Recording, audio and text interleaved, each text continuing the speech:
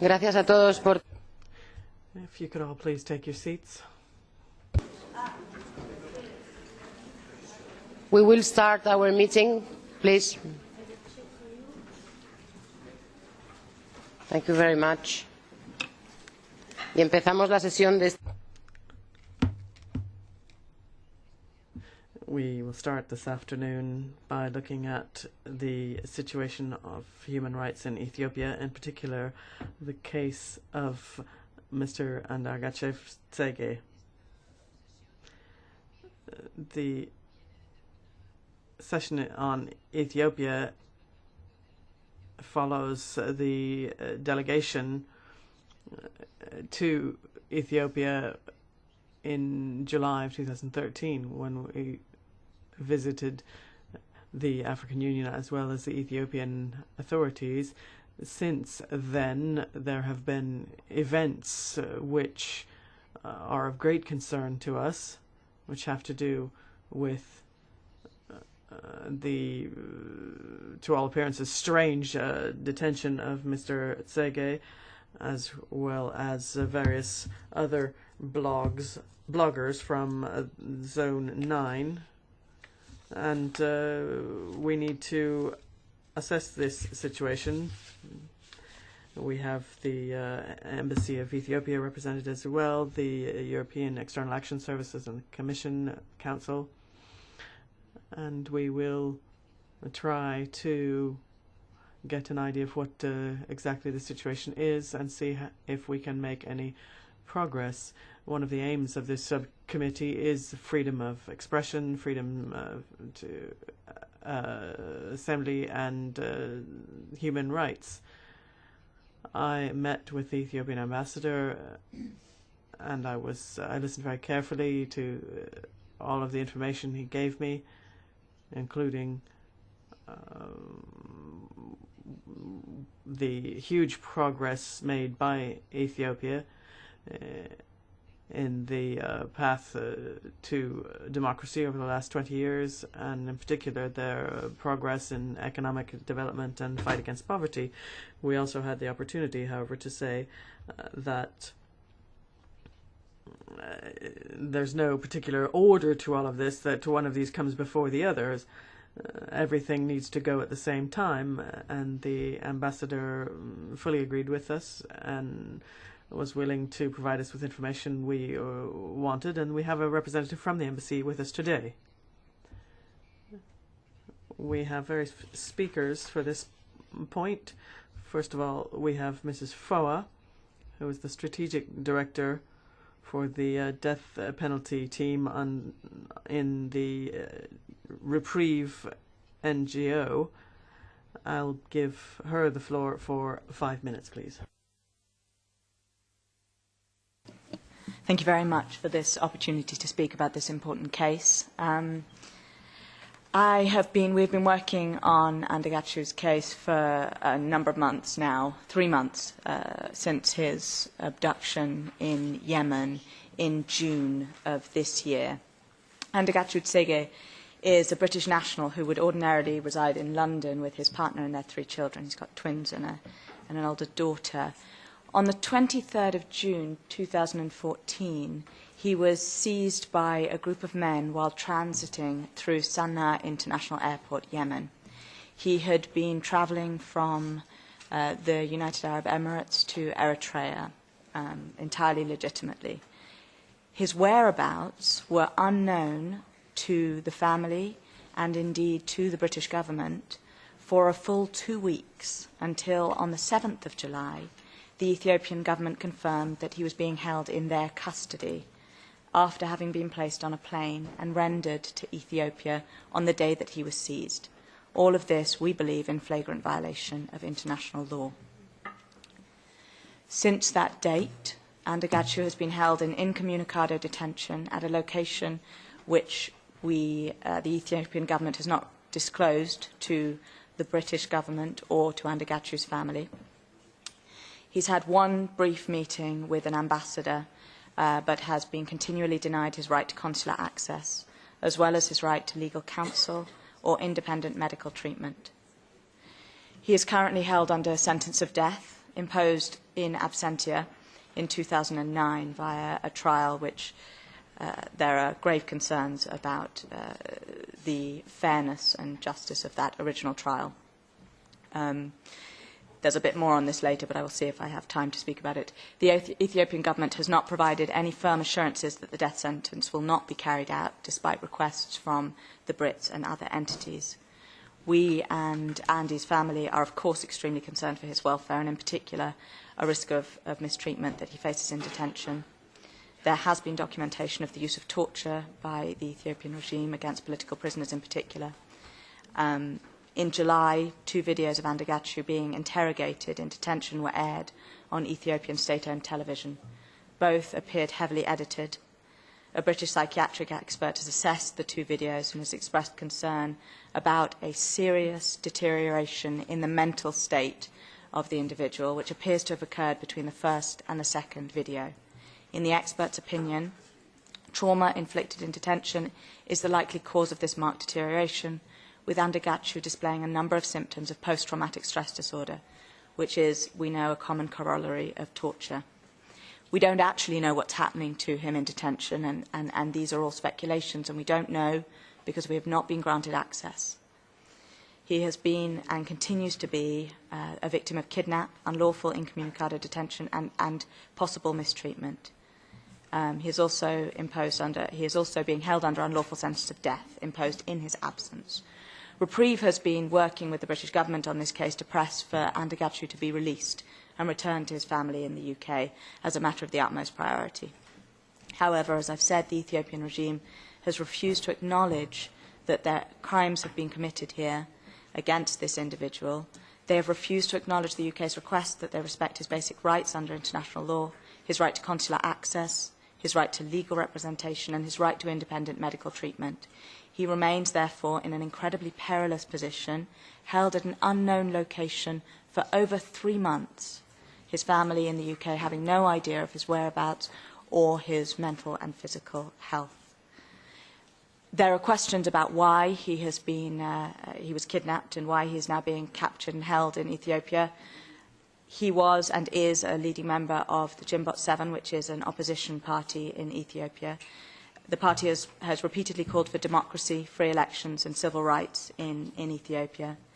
Andegachu, along with dozens of other political activists, journalists, academics and civil society members, has been the victim previously of intense political oppression by the ruling Ethiopian regime. There has been a clear acceleration of this activity in the run-up to the country's general elections in 2015. Dozens have been arrested and tried on spurious politically motivated offences.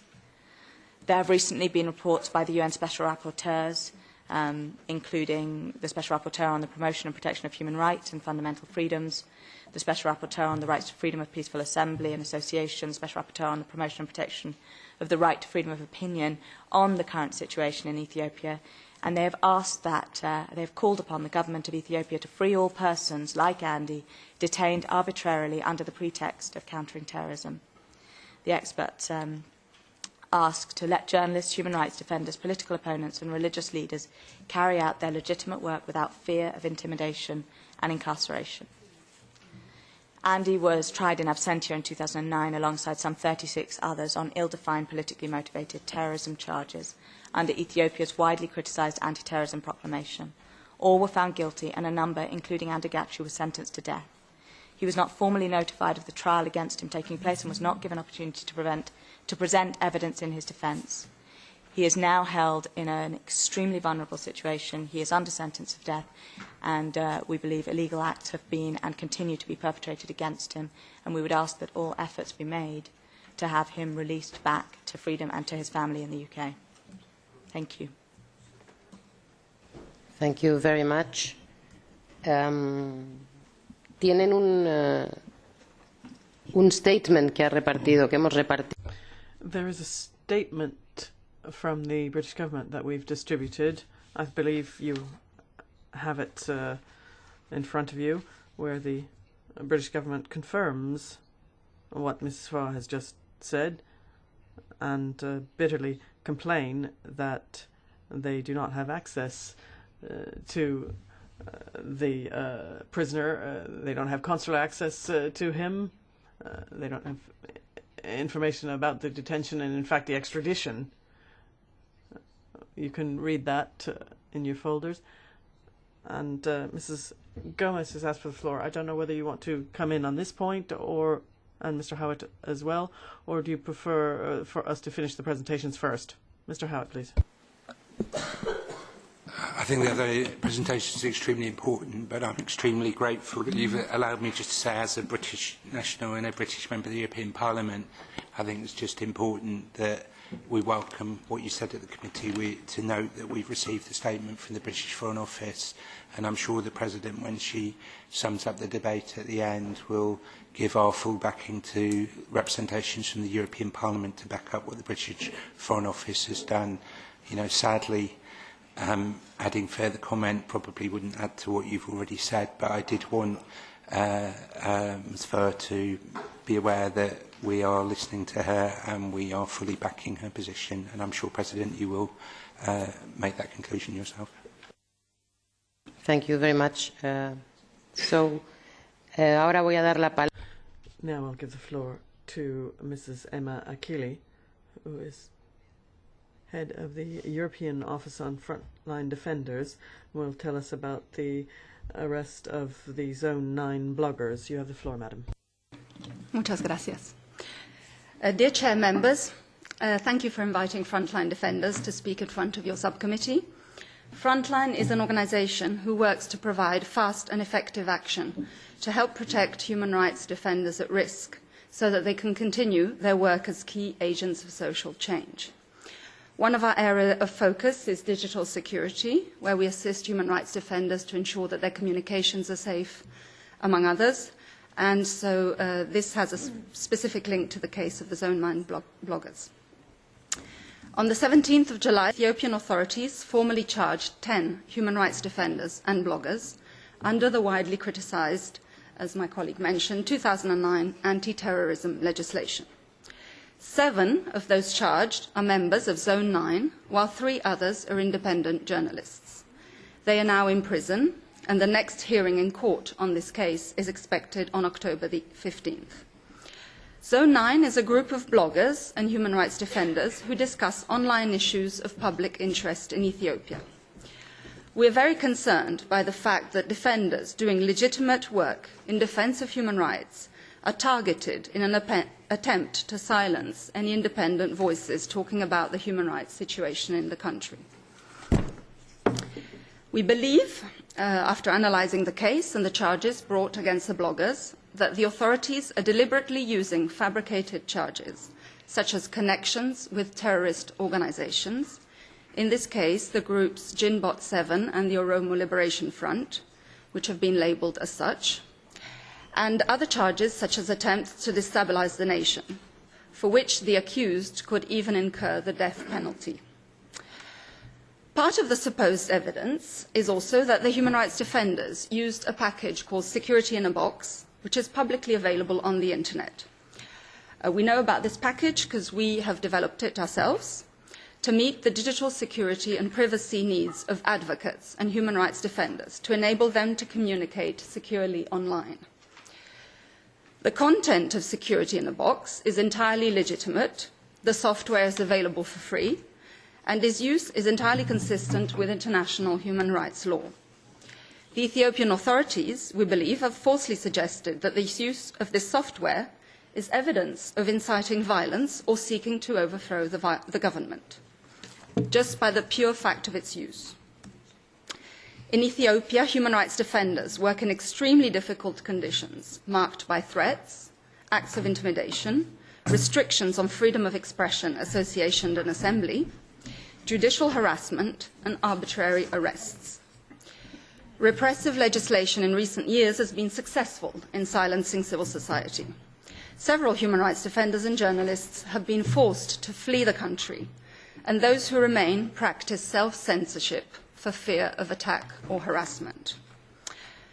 Ever since the Ethiopian authorities decided to formally charge the Zone 9 bloggers, several independent journalists, which are now virtually the only independent voices that remain in the country, have received direct threats, and many have been forced to flee the country.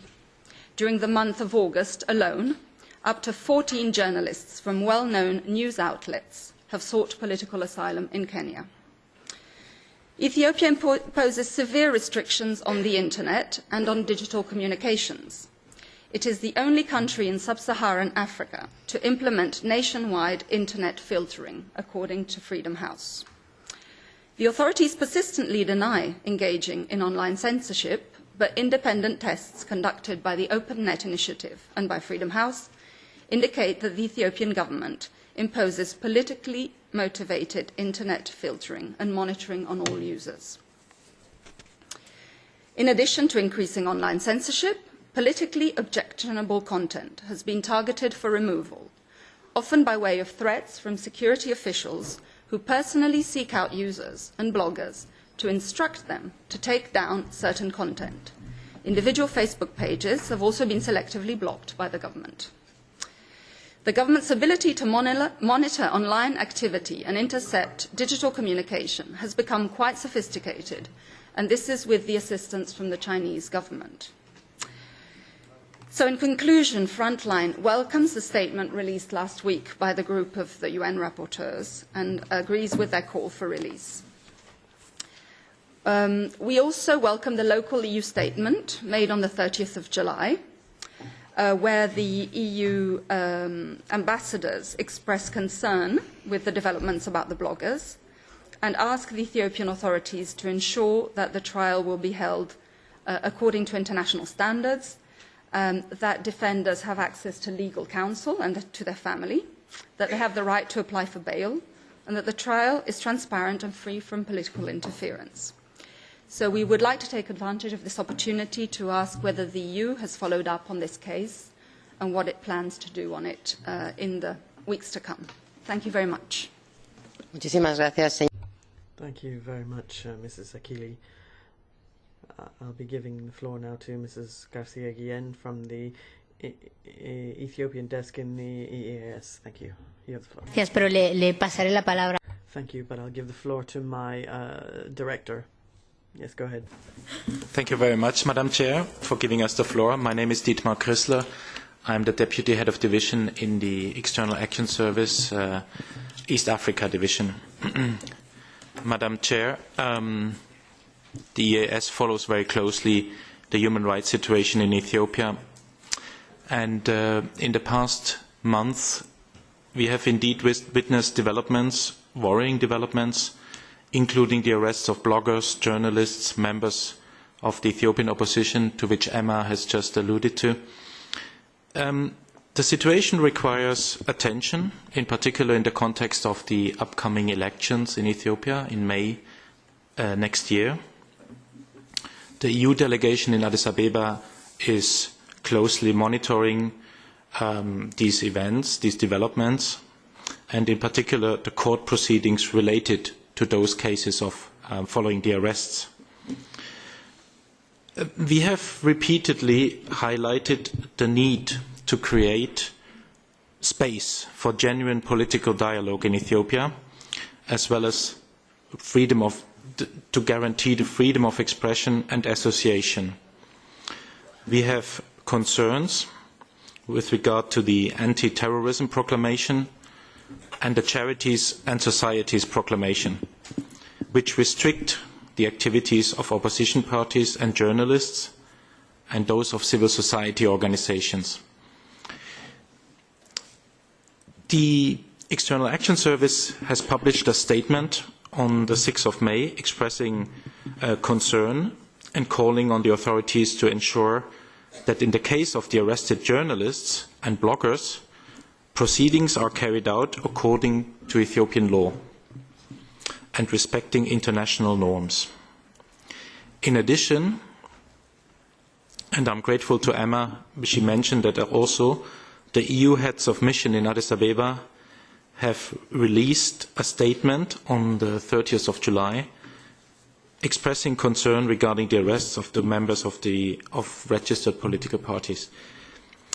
We repeatedly raised these issues, Madam Chair, with the Ethiopian authorities in the context of our Article 8 dialogues with the Ethiopian government, including at the highest level. We have regular meetings with the authorities, both here in Brussels and in Addis, where we discuss all issues of concern. I also wanted to mention, Madam Chair, that besides these diplomatic activities, the EU or the EAS also works towards an improved human rights situation in Ethiopia through our targeted development assistance. For instance, in the 11th EDF National Indicative Programme for Ethiopia, we have foreseen €52 million for civil society and good governance to strengthen and support the democratization process in Ethiopia. And finally, Madam Chair, with regard to the case of Andergachev, we are in close contact with the United Kingdom authorities. We have offered them our assistance and support.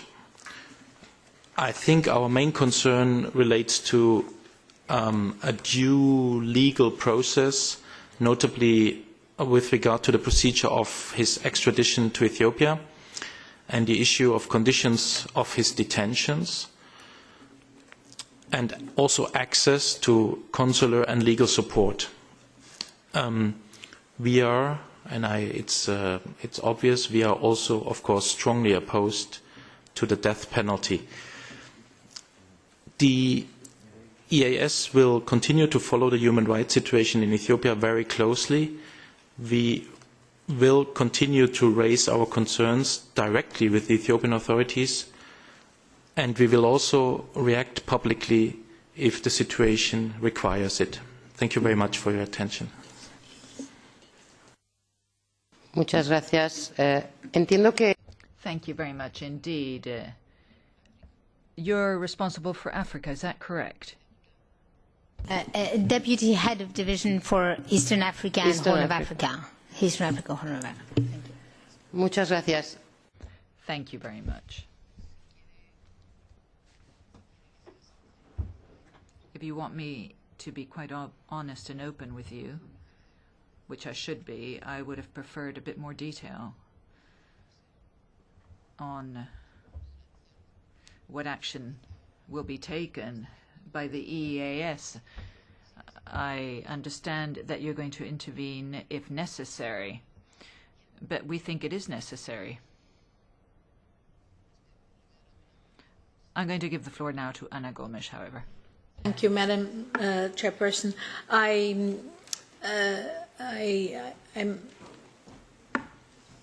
know Ethiopia a bit since I've been there in 2005 as head of the EU Election Observation Mission, something that is often used by the Ethiopian government to try to disqualify me, because I decided to be genuine to what was my undertaking, was to tell the truth, based on what was the observation of our 200 observers. And so, despite the fact that the affluence to the voter turnout was massive, and that people really believed in those elections, then the results, when they were counted, were clearly misguided, misconstrued, to actually counter the fact that out of Addis Ababa, 23 seats had gone to the opposition. That was not possible to hide with the later counting. Because I denounced that, as EU head of observation mission, of course, since then my statements about Ethiopia have been disqualified often by the government. But that has led me to indeed be following the situation of the people that I've met in Ethiopia. And Mr. Andergachew Tsige is exactly one of such persons. I've met him there. I've been in touch with him when he was, after being in prison, like all the other opposition leaders were in prison at that time for more than a year and a half. Then he was able to go to Britain, and I've been in touch with him, as with many others in the diaspora. And of course, I'm very worried with the situation. I will not describe anymore. This is indeed a rendition made by the government of Yemen to Ethiopia of a citizen that is as British as Ethiopian, and that is condemned to the death penalty. And I'm fearing for his life. And I believe that indeed his life has been saved because indeed there was a reaction of the international community. And even the British Foreign Office was forced to come out because, of course, I know that the British Foreign Office is well informed in Ethiopia. It has advisors placed in the Ethiopian government. I know some of them. And of course, I can't imagine that this rendition could have taken place without the British authorities knowing it full well. I'm still concerned very much for all that was said about Mr. Andargacho Tsige. His situation is untenable. British government and the EU have the obligation to do much more than they are doing. It's not just about issuing statements. And I know that actually, even in the discussions in Ethiopia, indeed the attitude is extremely reluctant to act, despite the fact that Ethiopia is a country that is very important in the region, that is a major partner for the EU in the Cotonou Agreement, that is a major recipient of EU development assistance, where indeed we make a difference if we want to make a difference. Unfortunately, some member states don't want to make a difference. They want business as usual. They are probably even supplying the filters for blocking the bloggers and so on. When I was last time in Ethiopia, it was last year, with the ACP Joint Parliamentary Assembly, the government of Ethiopia allowed me to go in with the Joint Parliamentary Assembly, and I had very interesting contacts, including with members of the government, who actually asked me to pass messages to the opposition with a view to prepare the elections that are coming in May. I did that, but I also told very clearly the authorities there's no way the opposition will come from the diaspora to, indeed, some meaningful elections if, indeed, basic elements for democracy and for free elections are simply not there. And as we have heard, with the repression that goes on, even more severe, on bloggers, on journalists, on human rights activists, this simply cannot happen. And I hope that the EU will take consequences and will not again, because after 2005, the EU sent an election observation mission that again was not even able to deliver the report headed by our colleague, Dutch colleague, and Thijs Berman, and so this cannot go on. When we were there, we were particularly concerned with two journalists, Mr. Eskinder Nega, who received the PEN Award in the United States, and a young journalist, Rayot Alemo, who was, he's with cancer, bleeding cancer. And some of our members insisted that the co-chairs of the ACP would go and visit prison. And they did go, Mr. Louis Michel, our colleague Louis Michel, and another. But it was quite worrying what they reported. They were shown the facilities of the Kaliti prison. By the way, the Kaliti prison was where the other delegation led by Barbara Lochbihler in July had not been able to visit, despite the fact that they had the green light from the president. Then they were turned out. But when these co-chairs of the ACP visited, they reported afterwards that everything was fine, that they even have, the prisoners even had access to internet. Weird, because we in the hotels did not have access to internet. How could people that are blamed as terrorists have access to internet in the jail? So it's really very worrying, the situation, and I believe the EU has tremendous responsibility for not acting more strongly in a government with which it ought to have influence in making sure that our obligations in the framework of the Cotonou Agreement are not lived for. I would just add, I was appalled and I criticized at that time, because during this ACP Joint Parliamentary Assembly, I actually asked Commissioner Peebles and the then presidency of the EU, headed by a Vice Minister of Lithuania, to actually say if they would agree with the representative of Ethiopia in that same assembly, who was claiming that there are no political prisoners in Ethiopian jails, just terrorists. And unfortunately, nor Mr. Ibos, nor Mr. something Vichute from Lithuania had the honesty, the decency to actually say that, in line with the statements that the EU has been producing with no results at all, that indeed there are political prisons in Ethiopia, and in this way Ethiopia is not fulfilling its obligations in the framework of Cotonou Agreement. Muchas gracias, Ana. Thank you very much, Ana Gomez. I'll give the floor to Mrs. Farah. Hi, thank you again.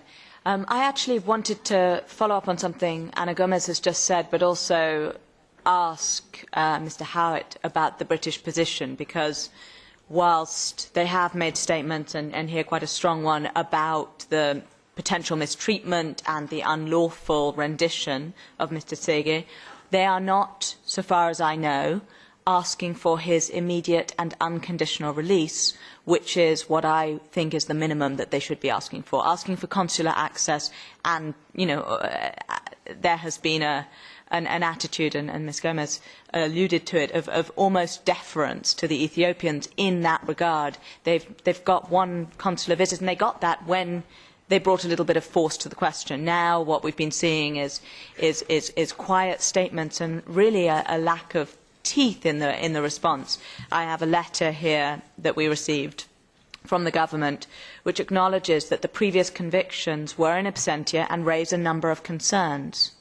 Right? He is being held, treated under, in violation of international law and Ethiopian's own, and yet the British government is not asking for him to be released. He was rendered, he was kidnapped, bundled, thrown into a plane, taken to a country. He's a British national travelling from one place to another, and he's been grabbed by a country. And you know the country, you know it well, you have influence there. I think in addition to the aid which is given, there's also a criminal justice sector master's programme that the Brits fund in Ethiopia, and that is targeted at the very individuals, defence and security forces, who are responsible for Mr. Tsege's current situation. So I would ask really how we're using our influence for good rather than the reverse. Mr. Howitt. It's obviously not a debate just between us, but thank you for your generosity, Chair, in allowing me. And it's in a good cause, isn't it? I think that's a very fair comment. And I think the further debate that we've heard also from my friend and colleague Ms Gomez makes quite clear that all the evidence shows that the rendition was illegal, which I think would put a very clear argument behind what you're asking for. And so I hope, again, the President, in her summing up, will agree that we can call for such a release, because if he's there illegally in the first place, then there's no legal reason for him to be held. So if the President agrees with that argument, I hope that we may write a letter both to the Ethiopians but also to the British authorities, and I hope we might get a chance to meet afterwards in private, because we haven't had a chance to meet so far. Thank you. Thank you very much. Mr. Rosevicius. Chair, thank you very much. Indeed, I wish to ask, well, we see letters and statements made late July this year, but already 2 months passed since then. Can any authorities report what actions were taken in between July last days and end of September? Are there been any tries, to meet, to go, to ask for? I know, summer vacations everywhere is an important time period, but not in this case, probably. Can we be provided with any information, any actions, which fill this time period with concrete, really try, to get those responsible, to the daylight? Tal vez quiere intervenir. Does anyone from the European External Action Services want to take the floor on this one?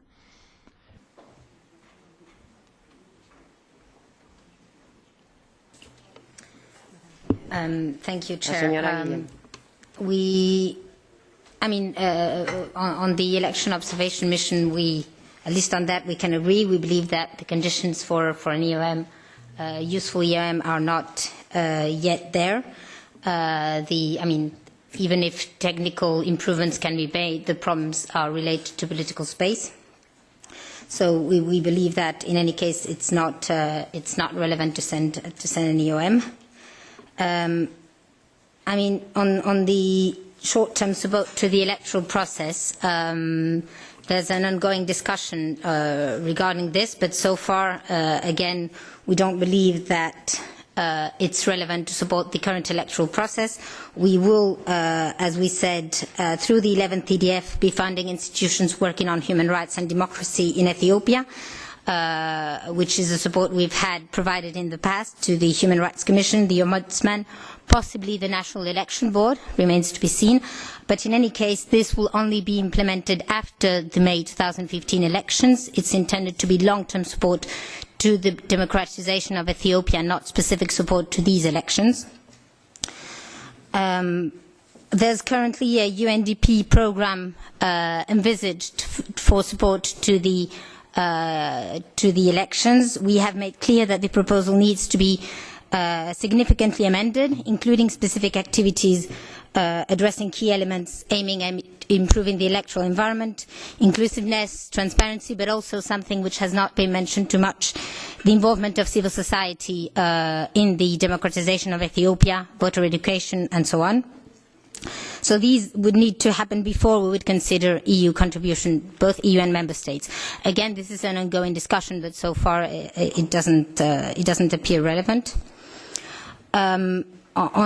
On EU action regarding these arrests, of course we can't say in these meetings what we do say in bilateral meetings with the Ethiopian authorities. I can at least assure you that we do raise these issues in a quite frank way. We get also frank responses by our partners, but we do raise these issues up to Prime Minister and Minister of Foreign Affairs level. It is the main focus of our discussion in the past months. But of course we will continue to talk to Ethiopia on matters of international peace and security, for instance. We will continue to support IGAD efforts in South Sudan and so on and so forth, and which is also why we want to maintain a dialogue with the authorities. Our statements are mostly intended to say publicly what we usually say diplomatically. They are also intended to raise awareness of the general public on the situation. So we believe that there's still an important part of our diplomatic relations and our bilateral relations with the countries. And on the case of Andagachou Tsege, he's, as you said rightly, he's a British citizen. So we will continue to support the UK position and ask, whatever they need from us, they will get. Thank you. Muchas gracias. La situación. Thank you very much. So the situation is the following. When we convened this meeting, we spoke to the British government representatives and to the European Commission, of course. From the British government, we received the statement that you all have in your files, and you've heard the information that has been given us by representatives of the EEAS. I think that we need now to ensure there is appropriate follow-up of what is discussed here.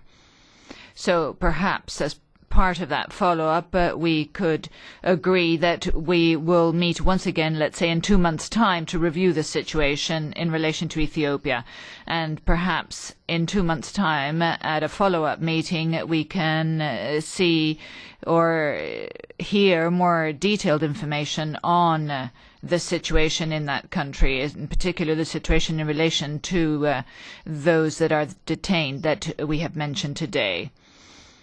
We're not going to discuss Ethiopia and what is happening with these people only today, but we have this is a continuous process. We have to follow up what is discussed here today and what is going on. I'm going to discuss this, of course, with the enlarged bureau of this subcommittee, but in principle, we could meet once again in 2 months' time to discuss Ethiopia once again, and in particular, the case of those people that are detained that we've discussed today.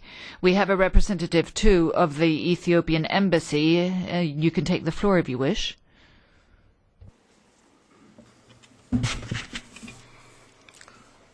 Honourable Chair, I thank you for giving me the floor to comment on the points raised by honourable members of the Human Rights Subcommittee. The Constitution of the Federal Democratic Republic of Ethiopia provides for freedom of press since 1995. There have been a very positive and encouraging development in the print, out, and visual audio medias in Ethiopia. There are hundreds of private, public, daily, weeklies, magazines in the country. The media in Ethiopia is a very young industry and has a serious shortcoming and limited capacity to deliver on what the professional demand, ethics and integrity, and investigative and factual information. The government has been working with actors in the industry to build their capacity and foster professionalism regarding the recent arrests of journalists and bloggers. It has nothing to do with their professional, but due to alleged involvement in terrorist activities, their case like any other criminal. On a political space for opposition, the political space for all citizens of Ethiopia on a group or individual basis is granted by a constitution. Nobody can narrow or widen the space.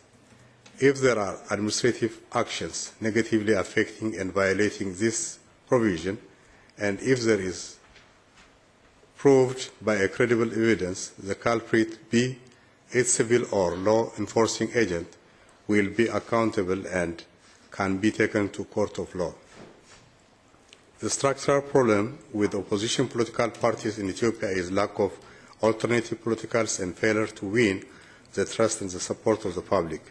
If one cannot generate and mobilize the support of the win the heart of the minds of the people by playing blame and antagonism, the party in power cannot be continued as lack of political space. Members of the leaders of political parties are also subject to rule of law. Belonging to any party does exonerate from accountability. This is exactly what happens to the violent prisoners, journalists and bloggers, and the government cannot make any exception by undermining constitutional provision that everyone is equal in front of the law. The government arrested them because it has credible information and evidence that they have violated and engaged in criminal activities by working with terrorist organizations. On the extradition of Mr. Andargacho Tsege, Mr. Andargacho Tsege is the Secretary General of an outlawed organization called Gimbal 7. He is a British citizen. He is on a public record stating that he has been training army group in Eritrea with the aim of overthrowing constitutionally elected government and disrupt constitutional order. His organization recently declared disrupt all government activities inside and outside the country. That is a crime of highest order, not only for violating the Ethiopian constitution and attempting to create instability and disorder in Ethiopia, but also under a British law. While he was traveling to Asmara for the same conspiracy activity, he was arrested by the many security agents in Sana airport and was extradited to Ethiopia as per extradition treaty between the two countries. There is nothing illegal in this issue. On the basis of Vienna Convention, at the request of the British government, a consular access was provided. He also appeared on TV on his own will, and he has been handled the House of Court with rightful respect. He was convicted by the court of law. The implementing of the verdict is object to the decisions of the head of state. Meanwhile, he is under the custody of the House of Correction, with all his rights and custody are respected. Respecting for human rights and democratic rights are essential issues for managing our diversity, and we embrace it because it is the right thing to do, and our people are also deserve it. Democracy cannot thrive contradiction in terms of democracy. I thank you. Gracias. Thank you very much, representative of the embassy. Does anybody wish to take the floor before we conclude? Any additional comments or questions? This appears not to be the case. Very well then. We will hold a follow-up meeting to this in a couple of months. Thank you very much for your contributions.